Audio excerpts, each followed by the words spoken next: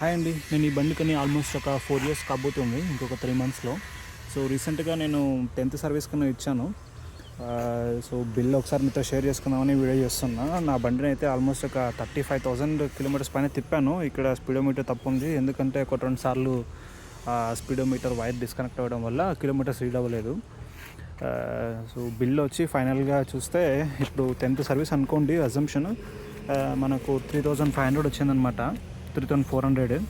అందులో spare part price 1,600, service charge 1,700. Spare parts కంటే service charge ఎక్కువ ఉంది. ఫస్ట్ 2 ఇయర్స్ సర్వీస్ కాస్ట్ అంత అనిపించేది కదా, ఎందుకంటే ఫ్రీ సర్వీస్ ఉండడం వల్ల ఓన్లీ ఆయిల్ చేంజ్, సో మెటీరియల్స్కి మాత్రమే మనం పే చేస్తుంటాము. ఇప్పుడు సర్వీస్కి పే చేయాలి, స్పేర్ పార్ట్స్కి పే చేయాలి, కాబట్టి మనకు ప్రైసింగ్ ఇలా ఉందన్నమాట. ఆల్మోస్ట్ ఒక 3,500 దాకా వస్తుంది. సో వీళ్ళు ఎవరికైనా ఇది హెల్ప్ అవుతుందని ఈ వీడియో చేస్తున్నా. Thank you.